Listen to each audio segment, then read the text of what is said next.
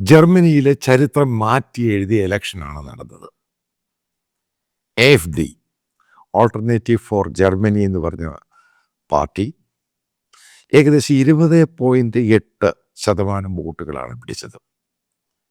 അതേപോലെ തന്നെ അവിടെ അധികാരത്തിലോട്ട് വരാൻ പോകുന്ന CDU, ക്രിസ്ത്യൻ ഡെമോക്രാറ്റിക് പാർട്ടിയും ക്രിസ്ത്യൻ സോഷ്യൽ മൂവ്മെൻറ്റ്, രണ്ടുപേരും ചേർന്ന കോയിലേഷനാണ്. മനസ്സിലാക്കുക, അവിടെ ഒറ്റ പാർട്ടിക്ക് ഭൂരിപക്ഷം കിട്ടി. ഈ കോയിലേഷൻ തന്നെയും മറ്റുള്ള ജയിച്ച പാർട്ടികളുടെ മെമ്പേഴ്സിനെ അവരെയും കൂടെ സപ്പോർട്ട് ചെയ്താൽ മാത്രമേ അധികാരത്തിൽ വരികയുള്ളൂ.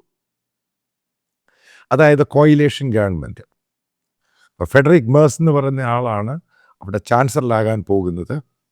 ഇദ്ദേഹം അറിയപ്പെടുന്ന അവിടെ ഏറ്റവും പ്രഗത്ഭനായൊരു ലോയറാണ്. ഇദ്ദേഹം നേരത്തെ ജഡ്ജായിരുന്നു. ഇദ്ദേഹത്തിൻ്റെ വൈഫ് ഇപ്പോഴും ജഡ്ജാണ് ജർമ്മനിയിൽ. ഇദ്ദേഹം വലിയൊരു ബിസിനസ്സുകാരൻ കൂടിയാണ്. കാരണം നേരത്തെ ഇദ്ദേഹം യൂറോപ്യൻ യൂണിയനിലുണ്ടായിരുന്നു. ഇദ്ദേഹമായിരിക്കും അവിടുത്തെ ചാൻസലറാകാൻ പോകുന്നത്. ഇനി ചലഞ്ച് എന്തൊക്കെയാണ് നിങ്ങൾ മനസ്സിലാക്കണം. അത് ഏറ്റവും പ്രധാനമെന്ന് പറയുന്നത് ഗ്രോത്ത് ഇല്ലാത്ത GDP ആണ്. കഴിഞ്ഞ കുറച്ച് വർഷങ്ങളായിട്ട് എക്കണോമിക് സ്റ്റാഗ്നേഷൻ നടക്കുന്ന ഒരു രാജ്യമാണ് ജർമ്മനി. പ്രധാനമായിട്ടും എനർജി ക്രൈസിസ് വല്ലാതെ ഫേസ് ചെയ്യുന്നുണ്ട്. കാരണം ഉക്രൈൻ റഷ്യ യുദ്ധം. അതായത് അവരുടെ എനർജിയുടെ LNGയുടെ ഏറ്റവും കൂടുതൽ വരുന്നത് അമേരിക്കയിൽ നിന്നാണ്. പിന്നെ അമേരിക്കയുമായിട്ടുള്ള ട്രേഡ് വാർ യൂറോപ്യൻ രാജ്യങ്ങളിൽ, ചൈനയുടെ സപ്ലൈ ചെയിൻ, അതായത് ഈ ബേസിക്കലി ജർമ്മനിയുടെ എൻജിനീയറിങ്, അതേപോലെ തന്നെ ഈ ഓട്ടോമൊബൈൽ മാനുഫാക്ചറിങ്, അതായത് കാറുകൾ, ലോകപ്രശസ്തമായ ബെൻസ്, വോക്സ് വാഗൻ, അതേപോലെ തന്നെ BMW. ഇപ്പം ഇതിൻ്റെ അമേരിക്കൻ ടാരിഫ് വന്നു കഴിയുമ്പോൾ ഇതിൻ്റെ വില കൂടുമെന്നുള്ള പേടിയാണ് മറ്റുള്ള രാജ്യങ്ങളിലോട്ട്. കാരണം അമേരിക്കയിലോട്ട് ഇമ്പോർട്ട് ചെയ്യുവാണെങ്കിലും ഈ സാധനങ്ങൾ വരുന്നത്, അതിൻ്റെ ഏറ്റവും കൂടുതൽ മാനുഫാക്ചർ ചെയ്ത് വരുന്നത് ചൈനയിൽ നിന്നാണ്. ഇത് അസംബ്ലിംഗ് ഒക്കെ കഴിഞ്ഞ് മറ്റു പല രാജ്യത്തും ഉണ്ടാക്കുന്നത് ചൈനയുമായിട്ടുള്ള അമേരിക്കയുടെ ട്രേഡ് വാർ ഒരു ഭാഗത്ത് നടക്കുന്നു. കാരണം ജർമ്മനി എന്ന് പറയുന്ന രാജ്യത്തിൻ്റെ നേരത്തെ ഒരു സമയത്ത് ഒരു മാനുഫാക്ചറിങ് ഹബ്ബായിരുന്നു ലോകത്തിൻ്റെ തന്നെ. ജർമ്മൻ എൻജിനീയറിംഗ് ആണെങ്കിലും ടെക്നോളജി ആണെങ്കിലും അവിടുത്തെ കമ്പനികൾ ലോകപ്രശസ്തമാണ്. അപ്പം ഈ കമ്പനികളുടെ ഏറ്റവും കൂടുതൽ അവരുടെ മാനുഫാക്ചറിങ് ഹബ്ബായിട്ട് പിന്നീട് ചൈന അങ്ങ് മാറി.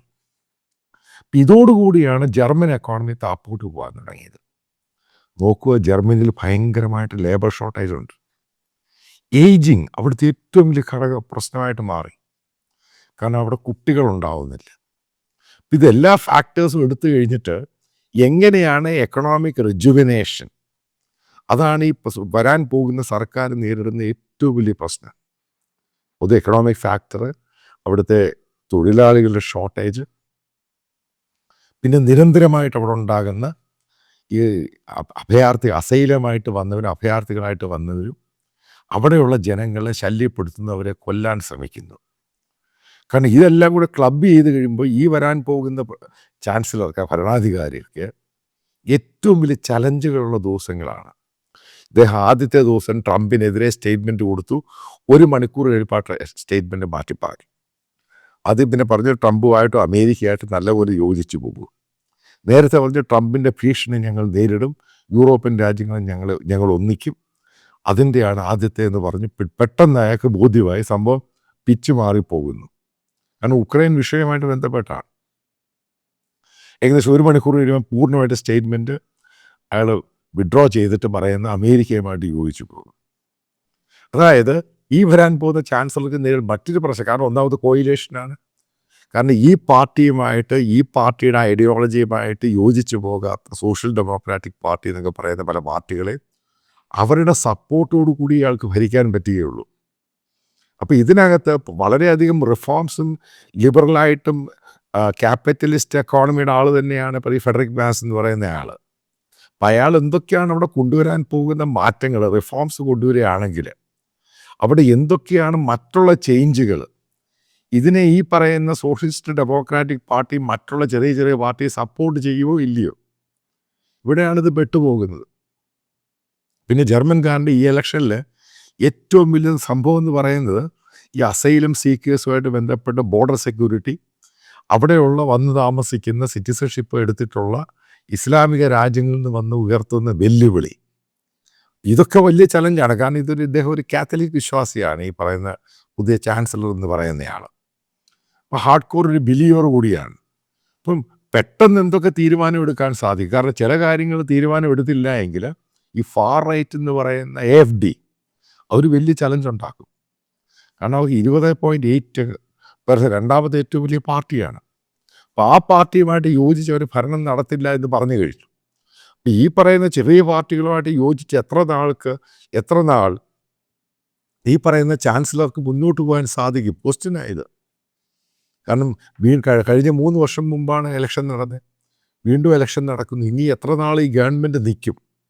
ഇതേപോലെ പൊളിഞ്ഞു പോകും. ഈ സാധ്യതകളൊക്കെയാണ് ഏറ്റവും കൂടുതൽ പറയുന്നത്. മറ്റൊരു സംഭവം എന്ന് പറയുന്നത്, ജർമ്മനി ഇലക്ഷനിൽ ലെഫ്റ്റ് പാർട്ടിക്ക് വോട്ട് കൂടി.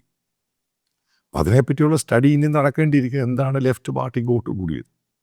അതിനകത്ത് ഏറ്റവും ചരിത്ര സംഭവം എന്ന് പറയുന്നത് AFDയുടെയാണ്. കാരണം 2013 പാർട്ടി കഴിഞ്ഞ 3 വർഷം മുമ്പേ ഇലക്ഷനിൽ വെറും 80 സീറ്റ് മാത്രമേ കിട്ടിയുള്ളൂ. അവർക്ക് 153 സീറ്റ് കിട്ടി. അതായത് വലിയ കുതിപ്പം ഉണ്ടായിരിക്കുന്നത്. അതായത് വരാൻ പോകുന്ന വർഷങ്ങളൊക്കെ AFD ആയിരിക്കും അധികാരത്തിൽ വരുന്നത്. അവരുടെ ഏറ്റവും വലിയ സ്ലോഗൻ എന്തുവാ? ഈ പറയുന്ന അസൈര്യമായിട്ട് വന്നവർ മുസ്ലിങ്ങളായിട്ട് അവിടെ താമസിക്കുന്നവരെ പുറത്താക്കുക. ഇപ്പം CDU അധികാരത്തിൽ വന്നാൽ തന്നെ, അതായത് ഫെഡറിക് മാസ് അധികാരത്തിൽ ചാൻസലറായിട്ട് വന്നാൽ തന്നെ, ഈ പറയുന്ന AFDയുടെ ചില ഡിമാൻഡുകൾ അംഗീകരിച്ച് കൊടുക്കേണ്ടി വരും. ബോർഡർ സെക്യൂരിറ്റി മാത്രമല്ല, അവിടെ അസൈലമായിട്ട് വന്നവരെ എത്രയും വേഗം നാട് കടത്തുക, പല പ്രശ്നക്കാരായിട്ടുള്ള ആൾക്കാരെ, അതായത് മുസ്ലിം കമ്മ്യൂണിറ്റി ഉള്ളവരെ അവരുടെ സിറ്റിസൺഷിപ്പ് റിവോക്ക് ചെയ്യുക. കാരണം യൂറോപ്യൻ രാജ്യങ്ങൾ എടുത്തിരിക്കുന്ന തീരുമാനമാണ്.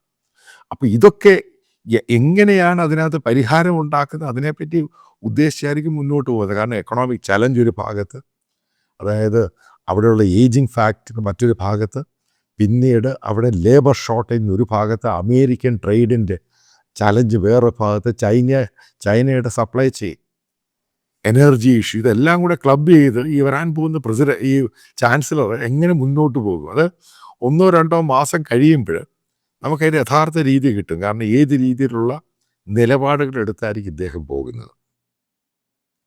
കഴിഞ്ഞ ഒരു 10-20 ദിവസം മുമ്പ് ജർമ്മൻ പാർലമെൻറ്റിൽ ഈ അസൈലത്തിനെതിരെ, ഈ ബോർഡർ സെക്യൂരിറ്റിക്കെതിരെ ബില്ലുണ്ടോ കൊണ്ടുവന്നു. ആ സമയത്ത് അവിടെ ഭരിക്കുന്ന സ്കോൾസിന് ഉൾപ്പെടെയുള്ള അവരാണ് അവസാനം അത് ജയിച്ചത് വോട്ടിലിട്ട് കഴിഞ്ഞപ്പോൾ.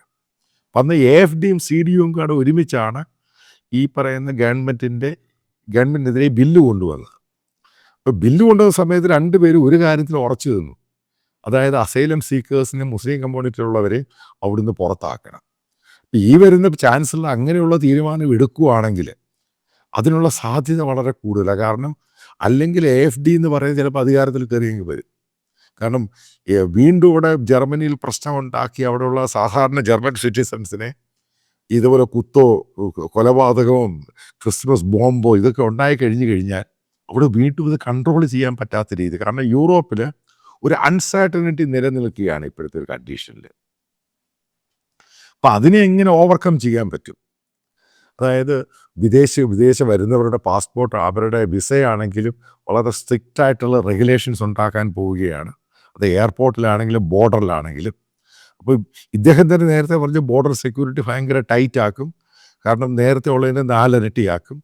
പ്രത്യേകിച്ച് മൈഗ്രേറ്റ് ചെയ്ത് വന്നിരിക്കുന്ന അസൈലമായിട്ടുള്ള ആൾക്കാരെ പ്രത്യേകം മോണിറ്റർ ചെയ്യും. കാരണം അവരുടെ ചില സ്വാതന്ത്ര്യങ്ങൾ ഇല്ലാതാക്കും എന്നൊക്കെയാണ് പറഞ്ഞിരിക്കുന്നത്. ഇതൊക്കെ ഇലക്ഷനിലുണ്ട്. ഈ CDUയുടെ ഈ പറയുന്ന ഫെഡറിക് മേഴ്സ് എന്ന് പറയുന്ന ആൾ പല ആവർത്തി പറഞ്ഞിട്ടുണ്ട്. അപ്പോൾ അയാളുടെ സോഷ്യൽ മീഡിയ പേജ് എടുത്തു കഴിഞ്ഞപ്പോൾ അയാൾ ഈ സ്റ്റേറ്റ്മെൻ്റ് എല്ലാം നേരത്തെ കൊടുത്തിട്ടുണ്ട് ഇലക്ഷൻ ക്യാമ്പയിൻ്റെ ഭാഗമായിട്ട്. ഇപ്പോൾ ഇതുമായിട്ട് മറ്റേ AFD എന്ന് പറയുന്നത് ഹാർഡ് കോറാണ്. അത് നാസിസം ആ രീതിയിലാണ് അവർ പോകുന്നത്. ബേസിക്കലി അമേരിക്കയാണെങ്കിലും എലോൺ മസ്ക് ആണെങ്കിലും JD വാൻസും AFD ആണ് പിന്തുണച്ചത്. അപ്പം ഒരു കാര്യം പ്രധാനപ്പെട്ടെന്ന് പറയുന്ന സംഭവം എന്ന് പറയുന്നത്, ട്രംപ് അവിടെ ഇരിക്കുമ്പോൾ, പ്രസിഡൻ്റായിട്ട് ഇരിക്കുമ്പോൾ, ഈ ക്രിസ്ത്യൻ ഡെമോക്രാറ്റിക് പാർട്ടിയുടെ നേതാവ്, അതായത് ഫെഡറിക് മേഴ്സ് അവിടെ ഭരിക്കുന്ന സമയത്ത് പല കാര്യങ്ങളിൽ AFD പറയുന്നത് ചെയ്തു കൊടുക്കേണ്ടി വരും. കാരണം അമേരിക്ക ഒരു സൂപ്പർ പവർ. കാരണം അമേരിക്കയുമായിട്ടാണ് ഇവരുടെ ഏറ്റവും കൂടുതൽ ട്രേഡ് ഉള്ളത്. ഇന്ത്യയുമായിട്ട് നല്ല ട്രേഡുള്ള രാജ്യമാണ് ജർമ്മനി. പല ജർമ്മൻ കമ്പനികളുടെ ഔട്ട്സോഴ്സിങ് ഇന്ത്യയിലാണ് നടത്തുന്നത്. അപ്പം ചൈനയുമായിട്ട് കൂടുതൽ ഡിപ്പെൻഡ് ചെയ്ത് അമേരിക്ക പ്രശ്നം ഉണ്ടാക്കും. അപ്പം വലിയ വലിയ ഇഷ്യൂ ആണ് ഇപ്പം ഈ പറയുന്ന ചാൻസലർ നേരിടാൻ പോകുന്നത്. കാരണം എനർജി ഒരു ഭാഗത്ത് വലിയ ഇഷ്യൂ ആയിട്ട് മാറുന്നു. ഇൻഫ്ലേഷൻ, സാധനങ്ങളുടെ വില കൂടുന്നു. അത് ഗവൺമെൻറ്റിന് ചലഞ്ച് തന്നെയാണ്. അപ്പോൾ ടാക്സ് പ്രപ്പോസലാണോ ടാക്സ് കട്ടാണോ എന്താണ് ഉണ്ടാകാൻ പോകുന്ന വരാനുള്ള ദിവസങ്ങളിൽ കാണാം. പക്ഷെ ഒരു കാര്യം കൃത്യമാണ്, ജർമ്മൻ ജനത മാറ്റം ഉദ്ദേശിക്കുന്നു. അതിൻ്റെ പ്രതീകമായിട്ടാണ് AfD എന്ന് പറയുന്ന പാർട്ടി 80-ൽ നിന്ന് 183 സീറ്റായിട്ട് ഏകദേശം 20.8% വോട്ട് നേടിയത്. അതായത് അവരെ അവഗണിക്കാൻ പറ്റില്ല. കാരണം അവരായിരിക്കും ഫ്യൂച്ചറിൽ ജർമ്മനി ഭരിക്കാൻ പോകുന്നത്. അത് ജർമ്മനി ഭരിക്കുക മാത്രമല്ല, സ്ട്രിക്റ്റായിട്ടുള്ള റൂൾസ് കൊണ്ടുവന്ന് അവിടെ അഭയാർത്ഥികളായിട്ടിരിക്കുന്നവരെ മുഴുവൻ പുറത്താക്കുന്നുള്ള അജണ്ടയിൽ പോകുന്നൊരു പാർട്ടിയാണ് AfD. അപ്പോൾ അവർക്ക് സപ്പോർട്ട് ഇത്രമാത്രം ഗെയിൻ ചെയ്യാൻ സാധിച്ചുവെങ്കിൽ വരാനുള്ള ദിവസങ്ങളിൽ ജർമ്മനിയുടെ മാറ്റത്തിന് കാരണമുണ്ടാകുന്ന പ്രധാന പൊളിറ്റിക്കൽ പാർട്ടിയായിട്ട് AfDയും ആലീസ് വീഡിലും അവർ മാറാനുള്ള സാധ്യത വളരെയധികം കൂടുതലാണ്.